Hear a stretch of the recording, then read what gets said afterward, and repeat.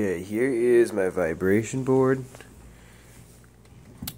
Now, I believe the cord is broken, although I can't be certain of that.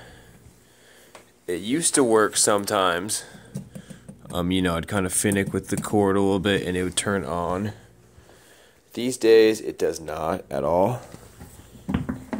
Just the other night, I kind of set it up in this upright position. It was kind of moving the cord around, unplugging it, and replugging it in. And it got power for a second. This light turned on. Obviously, it's not on right now. But since then, and for weeks prior to that, it just has not been working at all. I'm hoping it's just the wire, just the cord, easy fix.